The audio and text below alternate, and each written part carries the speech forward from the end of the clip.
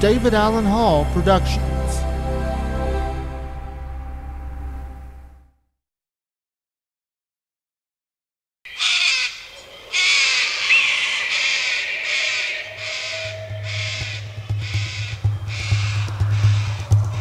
The Exodus.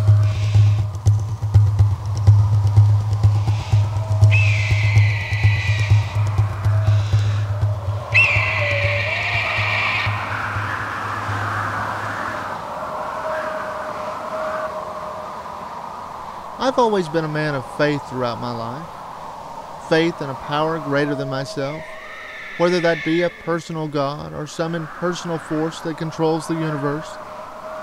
Faith in my convictions, my perceptions, my opinions, particularly my senses.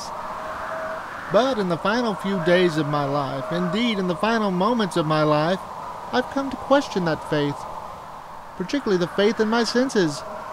I stand here now condemned to die, and in moments that sentence will be carried out by a firing squad. But I have been granted, as a last request, a small cassette recorder and a few minutes of privacy to tell my story. I will do so to the best of my abilities under the circumstances, but please forgive me if I stutter or stammer.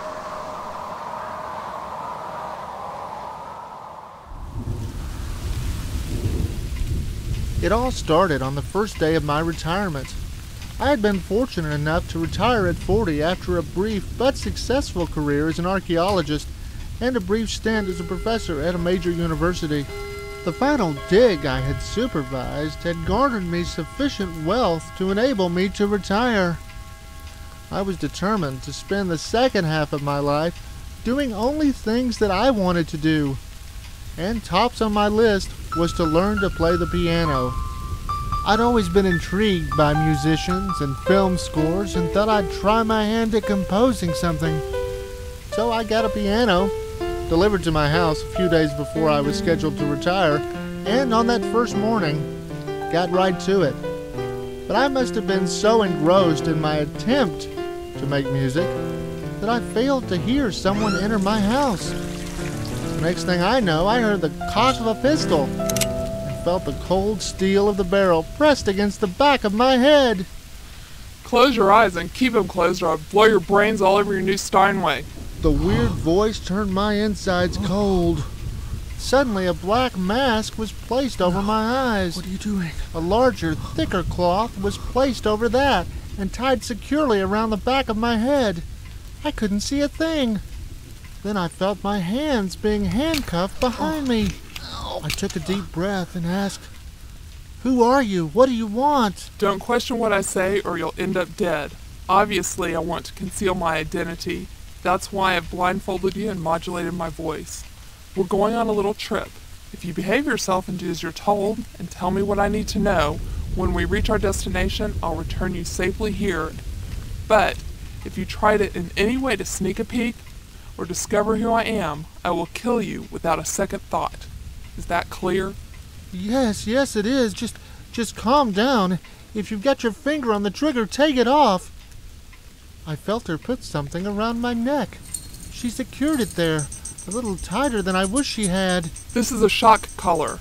If you try to remove your blindfold, assault me, or otherwise make a break for it, all I need to do is hit a small button here on my controller, and a surge of electricity will course through your body, knocking you temporarily unconscious.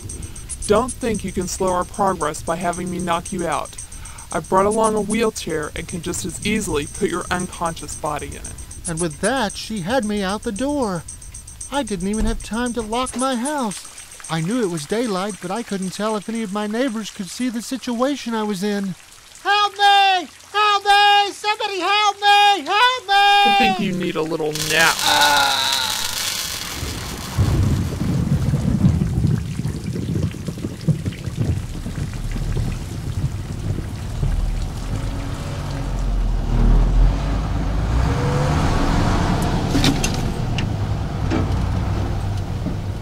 When I came to, I wasn't sure where I was. I had a terrible headache. The blindfold was still fastened around my face. My hands were cupped in front of me. I felt a seatbelt around my waist. It sounded like we were in a truck. Maybe a Volvo F10, I wasn't sure. I didn't know what to do. I tried to relax, not to panic. Hey lady, you still around? You don't ask the questions around here. I do. At least I knew she was still there. As far as I could tell, she was probably driving the truck. Don't think you can attract the attention of others. Our entire trip has been privately chartered. You'll never once be in any public place. Well, just please tell me why you're doing this. What do you want? I mean, tell me what you want me to do and I'll do it and you can let me go. It'll be clear why I'm doing this later on. Shut up. Suddenly I felt her hands on me. She was rolling up my left shirt sleeve.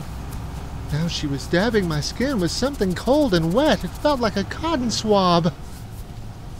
All of a sudden she stuck me with something like a needle. She was giving me an injection. What are you doing? You're poisoning me. You're trying to kill me. What are you doing? Don't worry. It's not in my best interest to kill you. It's just a harmless drug to keep you docile. We have a long trip ahead. It was a few moments before I felt the effect of the drug. First, there was a warmth in my left arm. Then it spread to my chest, down to my waist, and into my legs. After a few moments, I didn't care that I'd been kidnapped. The thought that I might end up dead tomorrow in a ditch didn't seem to bother me at all. Strangely enough, I found my mind drifting. Suddenly, I was thinking about my composition on the piano that I'd been working on earlier. I could hear the notes rather clearly in my mind. I could play them and revise them. I sat there, floating around, composing music in my brain.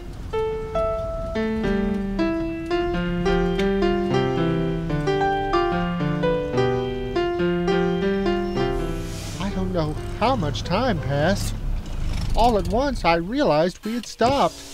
We were getting out of the truck.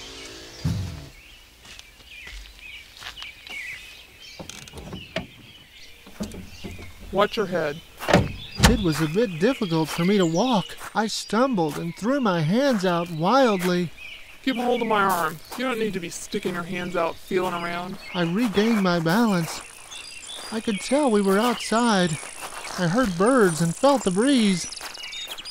And then suddenly, something wondrous happened. The birds, they were chirping my piano tune.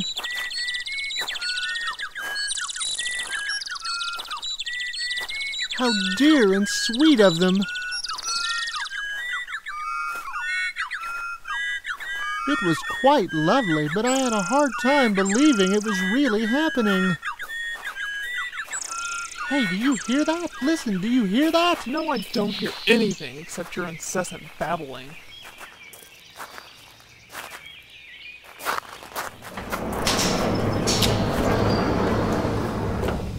We stepped into some kind of warehouse, I think, and started walking at a steady pace. She had me by the shoulder, and it was all I could do to keep up with her. Getting on a plane. Step up. Step up. Oh, easy. Somehow I made it up the steps and inside. It was all I could do to stay on my feet walking up the aisle. The plane sounded like it was starting to taxi, but the drug must have really had me disoriented because it didn't feel like we were moving. She got me into a seat and uncuffed my hands. Fasten your seatbelt. I was really lightheaded from the walk and the climb up the stairs. I must have passed out soon after that because when I came to, we were already in the air. It was the smoothest flight I'd ever been on. It was a strange sensation because I felt dizzy, like I was floating in my seat, and yet the plane felt perfectly still at the same time. This drug was almost like a spell of vertigo that wouldn't end. Hey, are you still there? Be quiet. Hey, just tell me, what was this stuff you gave me? God, you're a talker. I can see why your wife left you. What? I will answer a few yes or no questions. Oh. Choose them carefully. Well, where are we headed? Do you know what a yes or no question is, Professor? Or should I say, Maestro? What? I hope you don't think you're going to make a living composing on the piano. Well, I just started playing today. Let me see, are we traveling to someplace in the U.S.? No. Are we traveling to London? No. I thought for a moment. Are we going to Egypt? Yes. I shivered under the little air funnel blowing down on me. Are we going to the Delta region? Yes, yes. Suddenly all this was beginning to make sense to me. My last dig had been in that very area. We had been searching for archaeological evidence to support the biblical account of the Exodus when the Israelites living in the Delta region had been put under taskmasters by order of the Pharaoh, and Moses had eventually led them out to the Promised Land. The problem was that the ancient Egyptians had never kept records of defeat, which is what the Exodus was since the Israelites escaped. So at the time of my work, there had been no record of large numbers of Israelites in Egypt, or any archaeological record of Moses. Before I had abandoned my dig and retired, the evidence I had found suggested that the historical account in the Bible had been exaggerated. This tends to happen when stories are told over and over.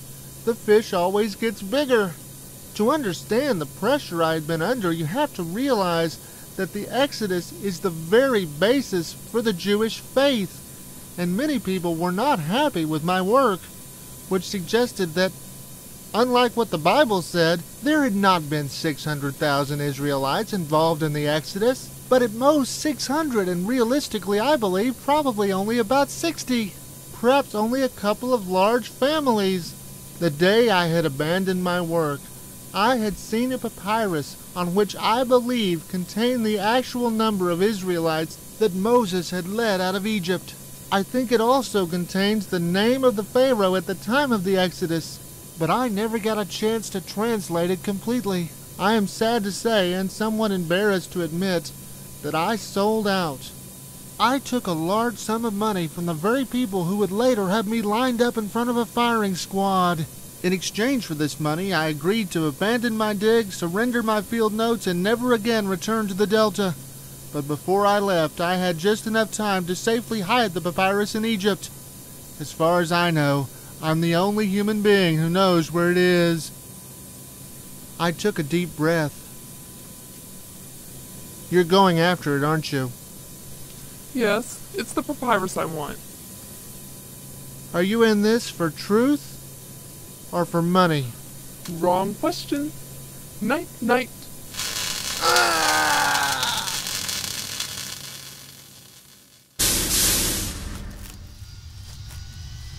When I came to from the shock she'd given me, we'd already landed. She was unloading me off the plane on a wheelchair. She hadn't wheeled me very far when she stopped, and I felt her pulling me up, getting me to my feet.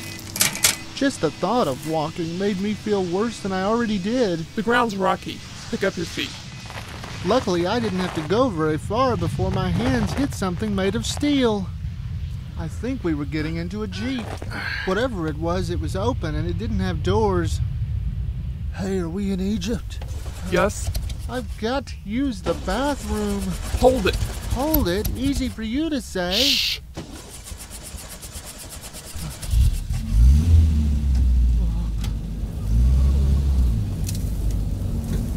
We were definitely going off-road.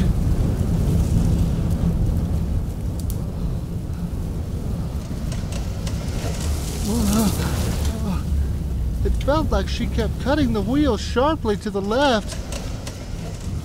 With my hands cuffed behind me, it was hard to hold on. Look, just stop this thing. Let me off. Let me go. Yeah, I've gone to all this trouble to let you go now? Sure, Professor. She cut the wheel sharply again. I knew we had to be turning left because my body was thrown to the right. It felt like we were driving in a circle. I don't know how long I was on that wretched Jeep, bouncing over divots and rocks and slicing through brush. My stomach wasn't going to last much longer.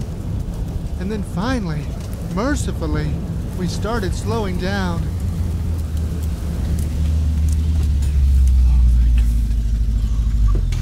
The second we stopped, my stomach had had enough. I leaned over and puked my guts out. But I had leaned over too far and started to fall out of the Jeep. It was at that moment when time seemed to slow down. To keep me in the Jeep, I felt the woman reaching for my hands cuffed behind my back. And that's when I felt the small, hard object in her palm. In a flash, I closed my hand around it and pushed myself out of the Jeep. I staggered and nearly fell over, but somehow kept my balance and started running. When I felt no shock in my neck, I knew I'd taken the controller from her. And though I couldn't see, I kept running. But I didn't make it very far before I stumbled and fell down. The bullets whizzing past my head might have had something to do with it, but I kept squirming forward. She needed me alive. She couldn't shoot me. I don't know in actual distance how far I made it from the Jeep before I bumped into something that felt like her legs. Feel that against your head? It's a real gun, bozo. She pulled me roughly to my feet. Fool! When she took the controller from me, I felt sure she was going to shock me with it. But she didn't. She took something from what sounded like a backpack. I'm spraying you with DEET. It's kind of ironic keeping bugs off a bug. Well, you can't blame me for trying to escape. I got the distinct feeling we were going on a hike. The drugs she'd given me back in the States had worn off a good bit, and it wasn't that difficult for me to walk. But I was still blindfolded, so my balance was tenuous at best. There's a log. Step up. She refused to unblindfold me, though she did uncuff my hands so I could use them for balance. Remember what I said about no peeking? I could kill you instantly with just one jolt. Even with my hands free, I nearly slipped. I'm not a pillar. Don't hang on to me like I'm your cane or something. Will you try walking through this foliage blindfolded and see how easy it is? Too bad you can't see. There's snakes around here. Yeah, I know. I'm hiking with one right now. Ever step on a snake? I did my best to ignore her taunts and took one step at a time, slow and steady. Don't lollygag. I decided to simply tune the woman out. We walked for several minutes. I became aware that the climate wasn't as hot as I thought it should have been. From the smell, we were nearing a river, and I wondered if it was the Nile. It's muddy. Watch your step. I'd love to watch my step if I could see it. She grabbed me, and we stopped. Can you swim? I used to scuba dive. Of course I can swim. I'm putting a life jacket on you. I stood there while she strapped it on me, though it was a tight fit with that infernal shock collar around my neck. Listen up, Dumbo. We're getting on a boat. Oh? Step slowly. Don't try to rock it or I'll jolt you. Don't think you can jump over the side and get away. Electricity and water don't mix. I don't know if you've ever tried to get on a boat blindfolded, but let me tell you, I was in no hurry to move forward. I worried that one of my feet might slip between the edge of the boat and I might break my leg or something. I hesitated to move. Come on, come on. I clung tightly to her shoulders and moved forward. So slow. But when I tried to step on the boat, my weight shifted. I threw my hands out and lost my balance. Whoa! Here's my hand, you clumsy oaf. I can't see. Where is it? Oh! I'll help you up. She pulled me up the bank and then slowly, carefully, helped me onto the boat. When she set me down at one end of it, I realized we were on a canoe. I'd had to use the bathroom since back at the airport, And now, falling into the water had really roused my bladder. Listen, lady, nature is calling me in a fierce way. She pushed something against my hands. Use the cup or hold it. I can't go right here in front of you. She didn't say anything. She just kept paddling. You're not going to watch me, are you? Turn around if you don't want me to watch. Normally, I have a very shy bladder, but on that day, all bets were off. I took care of my business quickly and with as much dignity as possible under the circumstances. I dumped the cup over the side and rinsed it, but my relief quickly led to a hole in my stomach. I was starving, and I told her so. Quit your whining. Here's a cold chicken sandwich and some water. I considered that the food might be drugged, but it didn't really matter. She could drug me anytime she wanted to. I wolfed down the sandwich and finished the water in a couple of gulps. As I ate, I listened to my surroundings. These birds did not seem indigenous to Egypt, but as of late, what did I know? I thought the birds were singing to me earlier. Listen, thanks for the sandwich. Can you tell me roughly where we are? I think you know where we are. I also think that you know that all I have to do is take you to a certain spot where the owners of this land can see you, and they will kill you on sight. Unless you want that to happen, you better tell me exactly where the papyrus is. Now! When I've returned with it, I'll free you and let you run home to your little piano. Well, listen, if you want me to tell you, you have to at least undo my blindfold so I can get a fix on where I am. You don't need to see to tell me. Give me clear directions and be specific. I'm not going to tell you. You'll just kill me anyway. She didn't say anything. She was rustling around looking for something.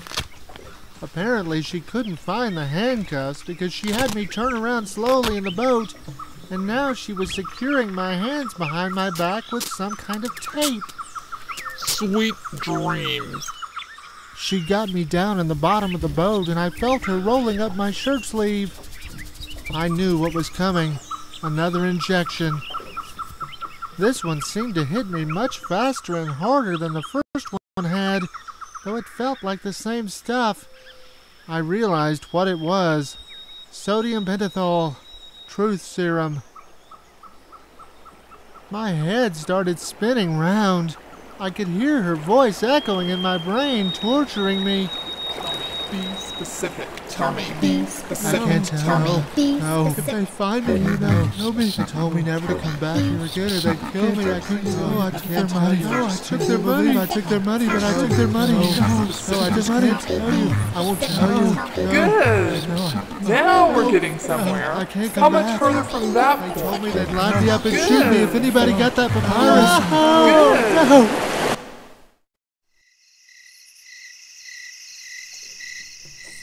When I slowly regained consciousness, I was still incredibly dizzy. At first I thought my eyes weren't working.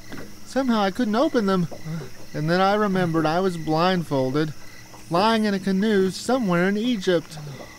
I lay there, taking stock of my exhausted body, testing each of my limbs to see if they still worked. All at once I realized what I was hearing. Crickets. Should there be crickets here? Hey, lady, where are we? Lady? I called for her a second time, but no answer came. Abruptly, I realized the shock collar around my neck was gone. My hands were still taped behind my back, but as far as I could tell, my kidnapper was nowhere around. I struggled to sit up in the canoe.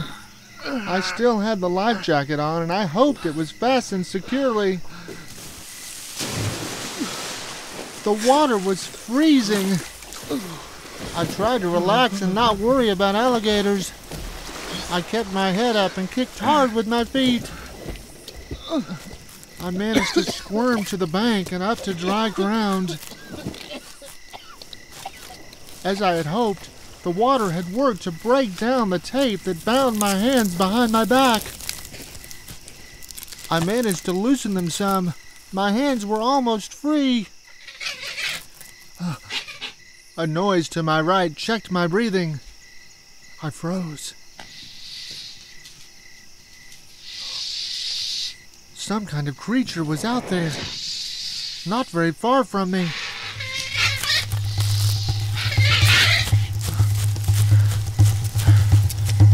As I ran, I kept trying to work the tape free from my hands. I'd learned from experience during my first blind run to take short steps and to pick up my feet. I couldn't tell if it was a single creature chasing me or two creatures involved in a life and death struggle. I seemed to be outdistancing it. Oh! I was running as fast as a blind man can when I hit something steel and fell backwards on my rump in the dirt. But the impact broke the tape and freed my hands. I snatched from my outer blindfold and tore it off. Then I grabbed the inner one and flung it away. Even though the light was dim at sunset, it hurt my eyes and I squinted. I stood staring at a large building made of sheet metal. Then I turned around in the direction I had run from, and I couldn't believe the things I saw. There was the canoe in a dinky pond. There was a little lot of overgrown brush across from it, and I could see the trail we'd beaten. Nearby, a jeep was parked next to a wheelchair. I could see the donut in the gravel where we'd driven in circles near the brush. Even in the dim light, I could make out the spot where I'd vomited. When I had escaped and made a run for it from the jeep, I had been less than 10 yards from this building when she'd put the gun to my head. There was a paved parking lot nearby. In it sat a Volvo F10 truck, I assume the same one she'd taken me from my house in that day. This whole lot spanned only a few acres, and there didn't seem to be anybody else around. Slowly, I began to realize the truth. I stood there a moment trying to grasp it, then turned and opened the sliding door into the building.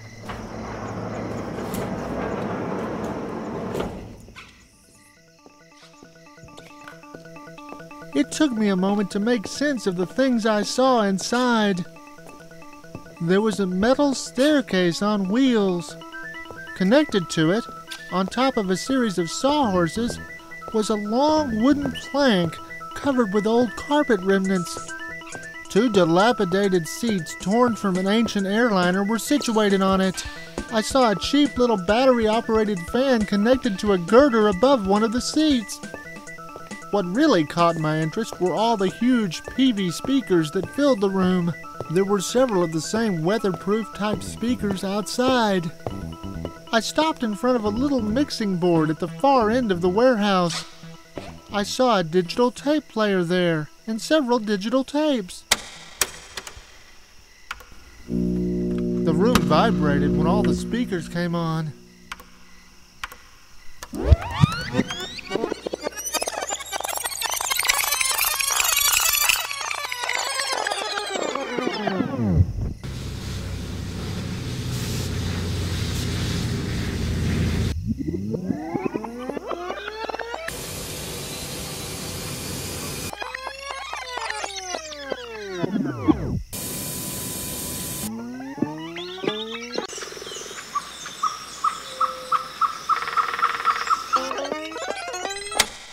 I stood there in disbelief. She had used sound effects and a few props to make me think she had taken me to a spot on the globe that I was so terrified of going that, combined with the drug, I would break down and tell her where the papyrus was. I didn't remember telling her, but I must have. She was gone. Now I understood why she'd knocked me out when she had. There was no way she could fake the inertia of a plane taking off and landing. I tried to calm myself and collect my wits. I walked back outside and surveyed some of the props. I found the can of off she'd sprayed me with. I carefully picked it up by the little nozzle so not to put my fingerprints on it. Then I carried it back to the parking lot in the front where the Volvo F10 was. It was locked, but the Jeep was there for the taking. No keys, but that didn't stop me. I must confess that it was my brother who once taught me to hotwire automobiles, and I skillfully hotwired the Jeep. I took the little dirt road up to the cross street. When I saw the name of the cross street, I simply couldn't believe it. I was less than 4 miles from my house. I drove straight there, but decided to leave the Jeep a half a block away and walk. I wasn't going to get caught with a hot Jeep parked in front of my house. I approached my front door cautiously. It was unlocked as I expected, but I had a paranoid feeling there might be intruders in my house. I tiptoed around, checking each room and each closet slowly. The chime striking the half hour scared me so much I jumped half a foot in the air. I quickly caught my breath and grabbed the phone. My initial intention was to call the police, but what would I tell them? Questions about my involvement with the papyrus might come up, and I couldn't have that. So I called a private detective I knew and retained him to check out the warehouse. I also told him about the can of off I'd recovered and asked him to check it for fingerprints. I turned on some air, opened a carton of milk, and tried to relax. My first impulse was to catch a plane straight to Egypt and to grab that papyrus before that woman could get her hands on it. But calmer reasoning prevailed. I had my money. I didn't want to get involved in that mess. And then I looked up at my piano and saw it. There was a box of Q-tips lying there. A note on the box read, "Obviously you need these, Professor." Beside the box was a picture frame. It was one of those talking picture frames from Radio Shack. I stared at the picture. It was me, leaning over in the Jeep, vomiting. I pressed the button. Thanks for telling me exactly what I needed to know, Professor. I hope you enjoyed our little exodus together.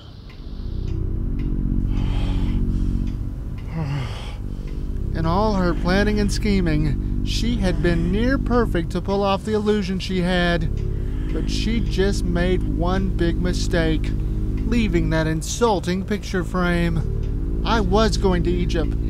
I was going to retrieve the papyrus before she could get her claws on it. Not only would I redeem myself as an archaeologist, but I was going to find out what she'd left those bloody Q-tips for.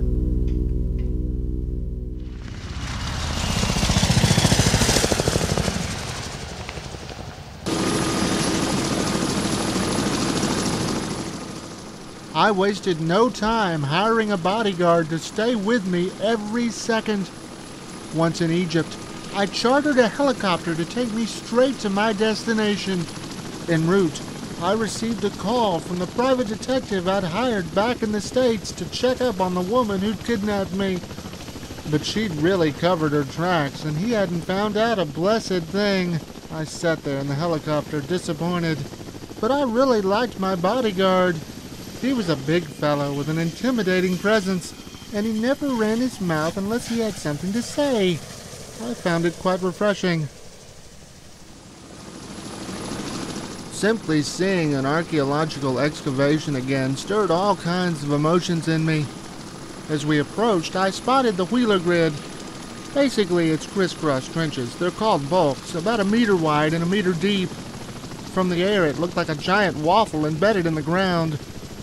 I saw my friend and former colleague, who was the dig supervisor, walking on top of one of the bulks, looking down at the exposed strata of earth, making notes. I told the pilot to circle once and then set us down far enough away from the dig so that our helicopter wouldn't stir up anything. When we landed, my bodyguard told me to stay put in the chopper while he got out and scoped the area to make sure it was safe. In less than a minute, he gave me the all clear and I climbed out.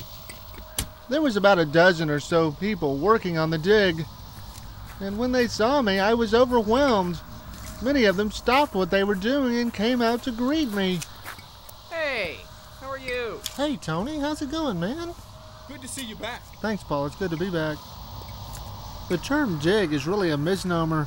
Most of the people here were using watercolor brushes and old dental tools to gently scrape the soil, looking for any signs of discoloration. I chatted with my friend for a moment, then asked him if I could borrow a couple of his graduate students. Graduate students are great because they work for free and are so eager to please just to gain experience. I told one of them to grab a couple of shovels and gave the other one some coordinates. He attached a measuring rope to the datum point, which is just a pole driven in the ground with a red cap on it. You used it as a fixed point to measure the distance of all objects in a dig. That way you can record their location and relative position to one another. The object I was looking for was located far from the site, and he had to run back and get some more line. But before long, I was in business. I let the graduate students do the digging. I watched them work happily for not even a cent. Their energy and the thrilled look on their faces bit deep. What had happened to those qualities in me? When I heard one of their shovels hit something solid, I told them to stop digging. I got down on my knees and worked my hands into the dirt. I felt the object I was looking for and pulled the jar up. Here we are. Thanks a lot, guys. But when I looked around for my bodyguard, I couldn't see him. He was supposed to stay with me at all times. And then I saw two men dressed in plain suits walking rapidly toward me. It was then I spotted my bodyguard, off to my left, lying flat on his stomach. He wasn't moving. Clutching the jar, I jumped up. Stop! I ran as fast as I could toward the helicopter. The gunshot startled me and I fell to the ground, dropping the jar. I thought if I left it there and ran off, they'd stop shooting at me. I veered toward the dig, jumped onto one of the balks, and skittered across it. I leapt down out of sight into one of the trenches.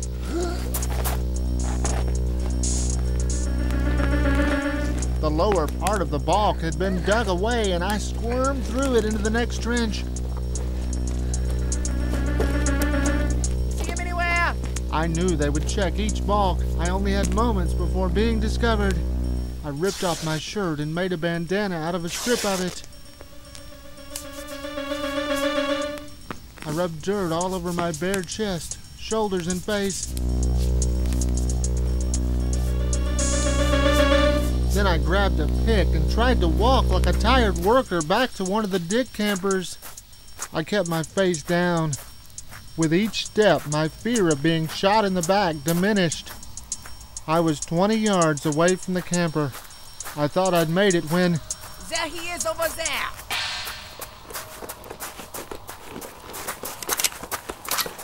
Okay, I surrender. Just don't shoot. One of them grabbed me roughly from behind. Take it easy. I was escorted at gunpoint to a van where they blindfolded me. We must have traveled for 2 hours. Finally, we stopped, and they took me out and led me inside a building. When at last they let me take my blindfold off, I found myself alone in a tiny, dank, rat-infested cell. I had no idea where I was. Shirtless and covered in dirt, I sat there for what seemed like another 2 hours, until two men came and got me, led me out of the cell, down a hallway, into a nicer, larger room. I recognized the man standing behind the wet bar. Seeing his drawn and gaunt face left a knot in my stomach. Would you like a drink? A drink? You're gonna be a gentleman now and give me a drink and then take me out and shoot me, is that it? You've got the papyrus. Let me go. What kind of leader would I be if I didn't keep my word? Oh, yes. You're the leader of this cult of what, 15 people? I don't even know what you call yourselves. The Mickey Moses fan club or something? Laugh all you wish. We shall see who is laughing when Moses returns and leads my people to the true promised land. Your people? I thought they were Moses' people. They are God's people. All the true believers. Well, if you're truly a true believer, why are you so threatened? Why pay $1 million to stop an excavation? To smother a papyrus that hasn't even been translated yet. You don't even know what it says. The money was well spent. I destroyed your field notes and have just deciphered your papyrus. It confirmed my greatest fears. You did? You deciphered it already? How many? How many? 68.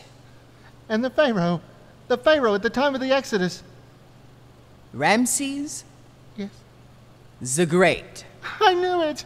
I knew it. You must also know that people equate great numbers with great deeds. Oh, why would numbers threaten such true believers? There's no contradiction between so-called truth and faith. If anything, that papyrus validates the occurrence of the events. It isn't my faith I doubt, or the faith of my followers, but the faith of the masses in the face of such a discovery.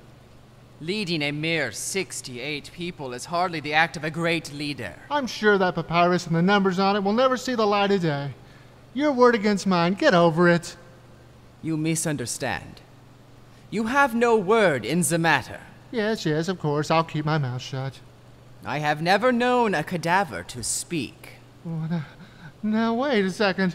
Look, I know I broke our agreement. I'll give you every cent of your money back. You'll have the money and the papyrus. Money. Money will be worthless when he returns. Sad you will not live to see that day. That day? When is he coming back? Exactly. Soon. Give me a day. Such knowledge is not deserving of heathen capitalists. Yeah. Look, if it's soon, tell me the day. I'll stick around. If he shows up when you say, then you can kill me. But if he doesn't, you let me go. Prove you're a man of faith, not a cold-blooded murderer. I assure you, only one thing means more to me than my faith. My word. I said if you ever returned, I would line you up and shoot you. This is an execution, not a murder. Guards, take him out and shoot him. One quick shot through the heart. Give him a last request if he wants it.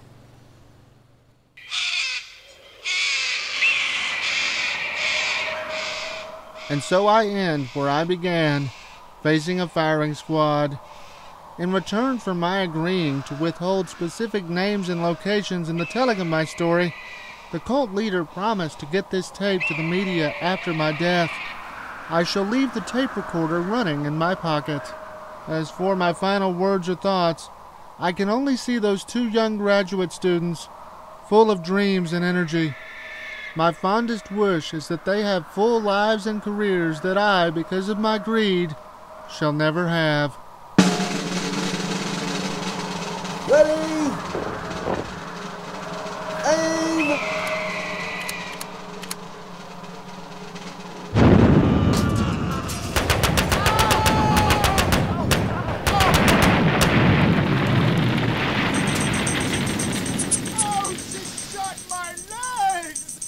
The force of the blast knocked me off my feet.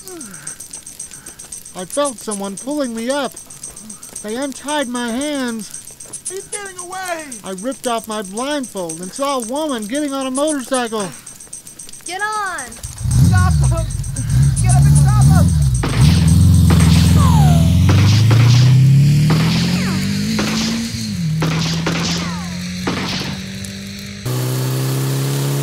Hang on!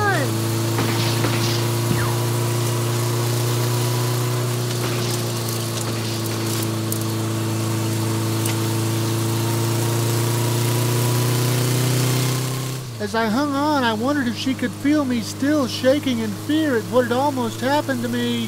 Thank you. Several times I shouted my gratitude to her. Thank you. But she never responded to anything I said.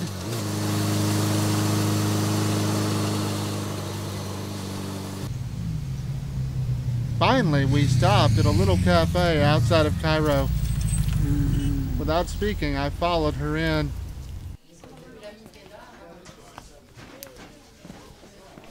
I was still shaking as she led me to a table near the back. Come here often? You want a drink? What is it with everyone offering me drinks today? Well, I thought you might need one after nearly getting drilled full of lead and all. Yeah, I suppose I should thank you for that. I really appreciate it, but I'm not really clear here on why you would stick your neck out for a complete stranger like that. Well, it's the least I could do for you after what my sister put you through. I helped her with the sound effects and deceiving you, and I'm really sorry. I didn't know it would go this far. People are getting killed. Yeah, I really didn't see what happened. I was blindfolded most of the time, but it sounded like you mowed them all down, like you blew them away. Nah, I just shot them in the legs. They'll live. But their compound's history, and so's their cult. It needed to end. They brainwashed my sister. Brainwashed? Yeah. She's nuts. Just look at what she did to you. She's ready to kill or do anything it takes just to get that papyrus. Uh-huh.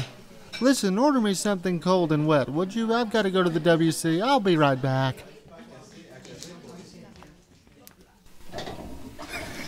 I did go to the toilet, but then I climbed out the window and lost her faster than she could say talking picture frame. Night-night.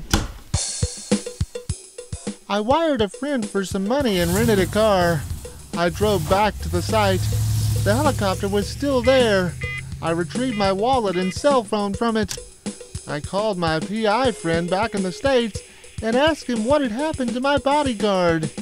He didn't know, said he would send another one out to me within 24 hours. That night I waited patiently for a signal flare from my partner. It never came. Next morning, I drove out to a certain spot in the desert. From the hole in the ground, I was satisfied he'd been there. Concerned and puzzled, I headed straight for the Suez Canal. I parked a half-mile away from the canal and walked just to make sure I wasn't being tailed. I found my friend's Jeep parked exactly where it was supposed to be, with the keys in it. He was nowhere around. Anxiously, I checked the backpack in the front seat. I saw the flare gun unfired. I also saw a jar coated with sand and smiled. But I was bothered. One of the 2 scuba tanks in the back of the Jeep was missing. In my younger days, I'd loved to dive, but it had been 15 years since I'd worn a tank. I strapped it on, got an underwater flashlight in my mask, and found the little-known spot where I could get up and down the bank.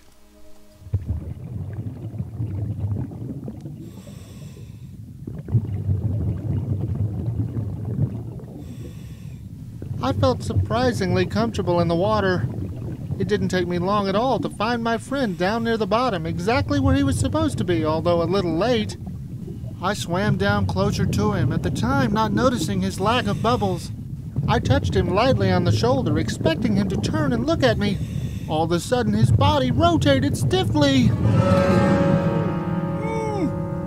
His air hose had been punctured. He was caught in a mess of barbed wire, probably left from the war. Panicked, I surfaced as quickly as I could, only half remembering not to rise faster than my bubbles.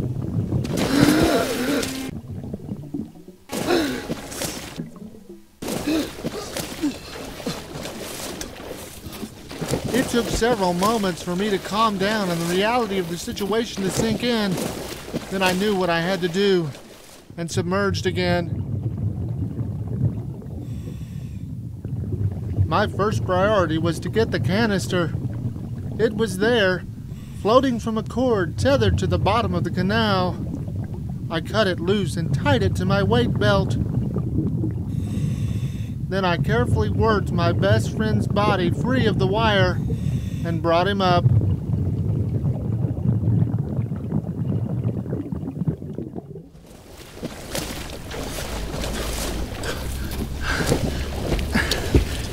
I disconnected my tank, then disconnected his tank and carried him to dry ground to lay him down.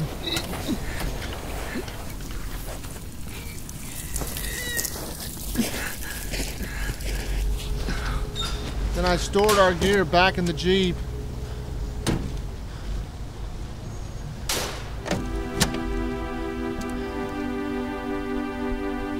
Guilt at involving my best friend in this affair rose over me, but he'd eagerly agreed to do it since I'd surely be followed to Egypt. We had been friends since grade school. A deep sorrow began to paralyze me.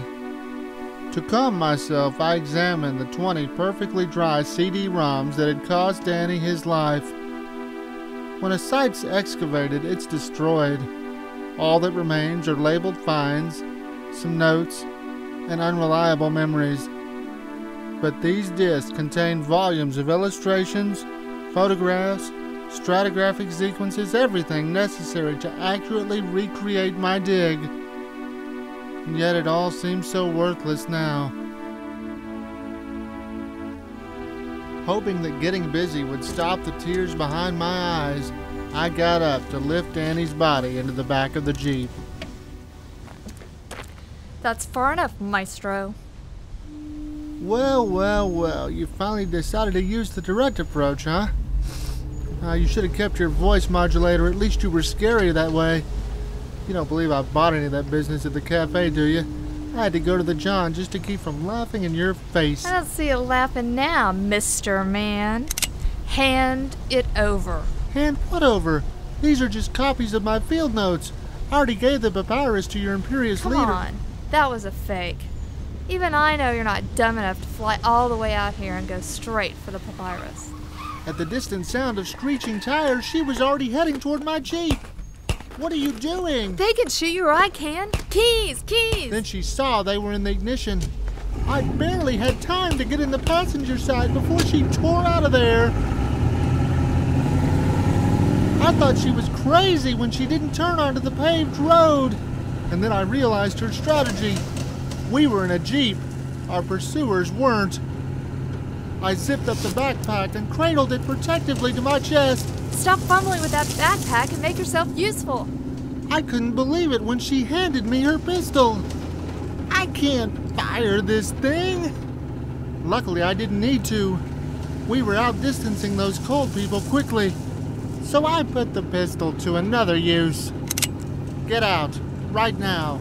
They have the papyrus. It's not me those kooks want. I'm not the one that blew up their compound. Get out. No, I'm not going to. Before I could press the issue, a bullet whizzed by our heads. I got up and turned around in the Jeep, thinking maybe I could shoot out one of their tires. I didn't even come close. The pistol nearly flew out of my hands when I fired it. Clumsily, I grabbed one of the scuba tanks and managed to hurl it out of the back of the Jeep. I thought maybe if I hit it with a bullet, it would explode. I didn't even come close to hitting it.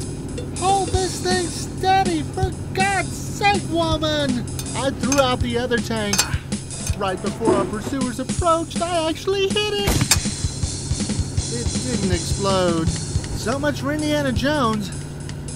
Just then, she cut the wheel and I nearly flew out of the Jeep. Hang on. I managed to turn around and get myself in my seat just as we reached the top of a rocky mound. What was on the other side of it abruptly came into view. Look out, there's a... You idiot! Can't you see that big boulder right there? I looked behind us. We'd gained some distance on them over the rough ground. I jumped out, strapped on the backpack, and started running. As those Colt hitmen approached, I thought she'd back up and drive off. She got out and came after me. Get away from me, you crazy woman! We made it to the bottom of the mound, temporarily out of view. I was about to turn and push her down when the ground suddenly gave way from under me. Frantically, I reached out and grabbed her. Let go! Let me get my grip! You're pulling me into the hole! She managed to grab hold of something and we stopped sliding. I hung there suspended from her legs. Then she did the one thing I feared most. She let go.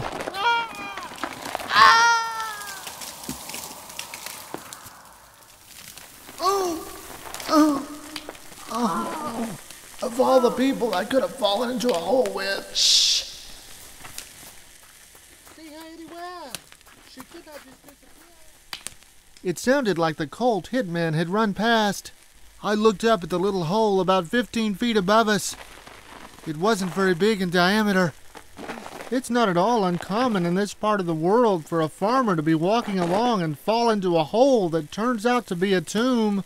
A good friend of mine once discovered a tomb by walking around, hitting the ground with a stick, finally getting a bonk instead of a bink. No service, great. There was just enough light coming in for me to see what looked like finely carved gold shields on the ground all around us. In the gray half-light, I thought I saw royal accoutrements. Wow. I took off my pack and got one of the underwater flashlights. Cautiously, and being careful where I stepped, I moved toward the next chamber. Hey, what are you doing? Where are you going? We need to get out! Look around, lady. We just fell into a tomb, possibly a royal tomb. Look at these Hellenistic influences.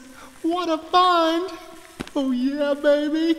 I'm not getting paid for King Tut's cousin. I want the papyrus. Give it to me. I don't have it. How many times do I have to tell you that?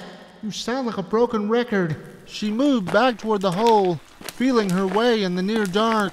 Hey! Move carefully. Don't touch the walls of the tomb. You might cause a... I made no effort to pull her away from the falling rock. She saw me duck behind a pillar and scrambled after me like a frightened lamb. I looked up. The hole was gone. Not only that, but now we were sealed in one small pocket of the tomb. I couldn't get to the other chambers. Great. That slide probably cut off our air. Well, you can stay here and find out. I'm getting out of here before this place collapses entirely. She took the other flashlight out of my pack. Was looking around on the floor for something to dig with. Don't touch anything in here. Don't move that out of its context next to the other pieces. It becomes meaningless to archaeologists if you move it. Oh, you amateurs. I don't suppose you have anything to dig with in your backpack. Keep your claws off that. Ah, what have we here? Don't open that jar. Why not? Tell me what's in here or I'll pop the top. Okay, we both know what's in there. But you can't just open it. You can't touch a papyrus with your hands. It takes special tools. It takes time. Why do you think I haven't deciphered it yet? Fine. I don't have to open it. I got 100,000 coming for this little puppy on delivery. 400 more when it's authenticated. That's all? Who's your buyer, Kmart? You'd be surprised. No. I think you're going to be surprised. Give me the papyrus. Give me the jar. Hand them to me slowly. No, I'm not. Go ahead, Professor. I dare you. Pull the trigger. My hand tightened around the pistol. Part of me wanted to blow her head off. But then my hand began to shake. I simply couldn't do it. She reached out and grabbed the pistol from me. Next time you plan on shooting somebody with a gun, you better borrow a set of testicles first. Ooh. Hey, you want to know a secret? I don't really have what it takes to kill anybody either. I just shoot him in the leg. You're not going anywhere. If you bleed to death after I'm gone, I didn't kill you, and I didn't see you die. I can sleep tonight. Toodles. Oh, God. She took out the folding shovel, strapped on the pack, and then climbed up the mound of rocks toward the ceiling to dig her way out. Quickly, I took off my shirt and tied it tightly above the gushing wound on my leg. The bleeding slowed. I hate you. It became clear to me that I was going to bleed to death in this tomb. To keep myself from going into shock, I decided I would do everything I could to take her with me. Trying to ignore the pain, I dragged myself backwards and rested my shoulders against the wall of the tomb. I reached down and picked up a golf ball-sized rock. The rock hit the ceiling about 3 feet above where she was digging. She stopped for a second, smiled at me, then went back to digging. Stop that, or I'll shoot you in the other leg. Part of me hoped she would fire the gun again. The sound waves might be enough to bring the ceiling down right on top of her head. I knew enough about tomb construction to see it was ready to go at any second. I looked at the support beam above her. It just needed prodding in the right spot. But being left-handed, I had a bad angle. She was digging fast. I would have to stall for time. Listen, you got the papyrus. You won, okay? But before you climb out of here and leave me, there's a couple of things I want to know. Why did you go to all that trouble with those sound effects and props? That was idiocy. I drugged you in the truck, tried to get it out of you right there. All you did was mumble about that infernal piano tune. But I never told you, did I? That's why I had Plan B, all that acoustic business. Wore you down, made you think you told me. But Plan C was the master stroke.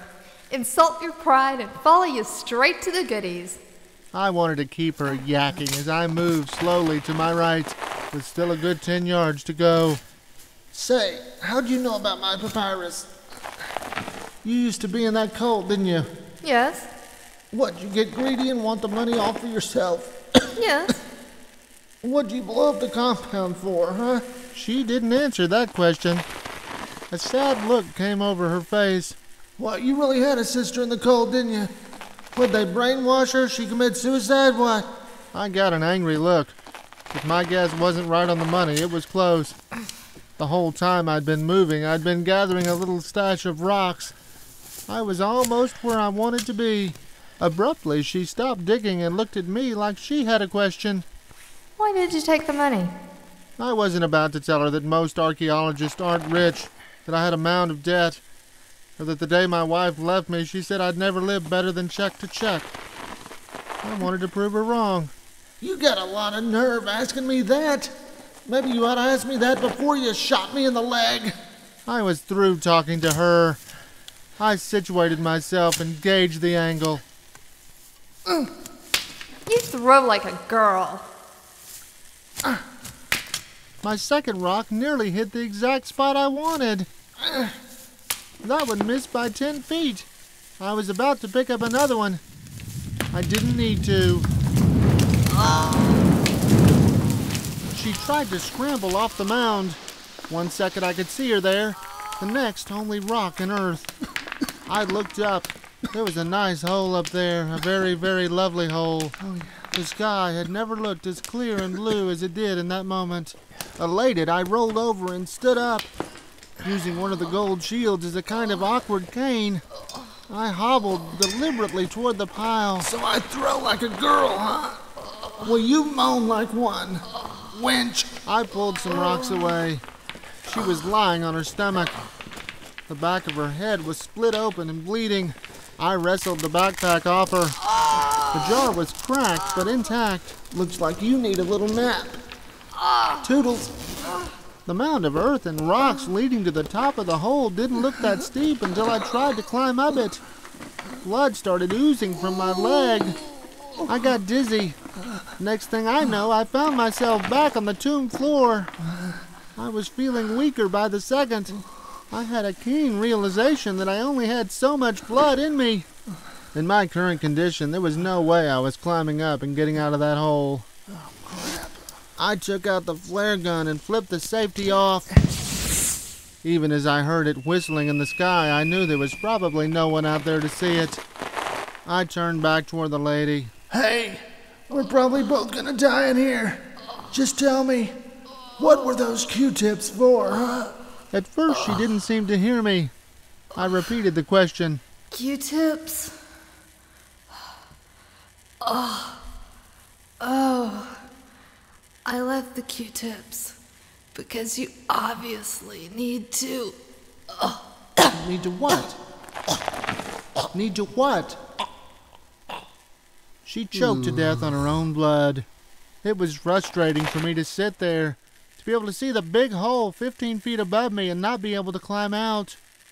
I had one flare left and debated whether to shoot it off now in the daylight or wait until dark and increase the odds someone might see it. The downside was it would be almost impossible to find the hole in the dark. I decided to wait until dusk and shoot it off then. If I still had any blood in my veins, I sat down and tried to get comfortable. But not even 10 minutes passed before I realized I wasn't going to make it till dusk. I was beginning to shake. My vision was starting to blur. I made a decision. I wasn't going to die without knowing what that papyrus said. If I got blood on it, so be it. It would link me genetically to it for all time. My hand shook even more as I handled the papyrus. I angled it under the hole to get it just in the right light to read it.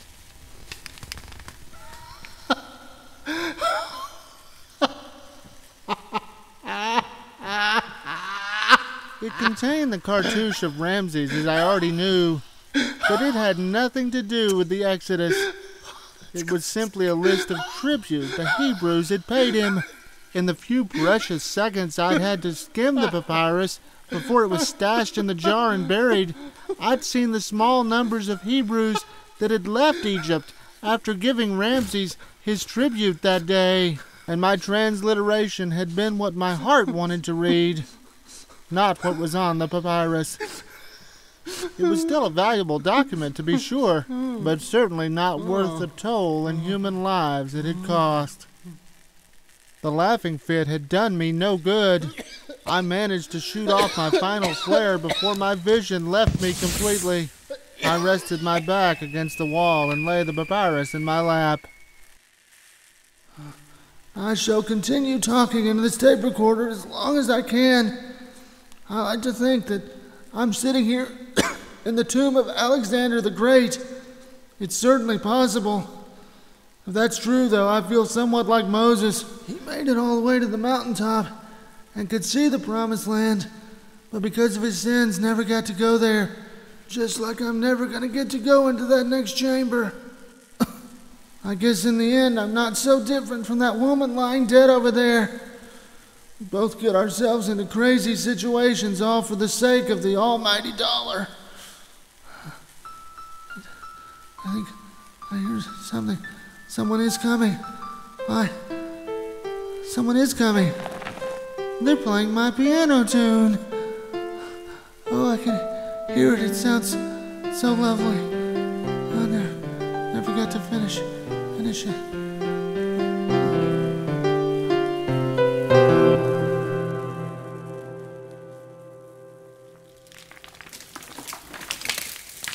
Okay.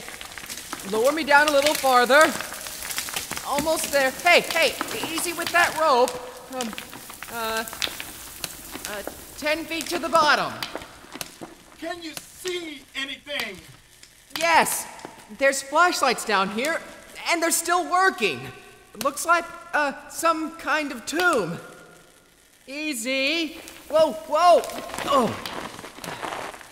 Okay, I'm down. You okay? Yeah. There's a couple of people down here. A man and a woman. They alive? Woman's dead. I think the man is still... I can feel a faint pulse. Do you want me to come down? Just a second. There's a little tape recorder in the guy's hands. It's still running. What's on it? Hang on.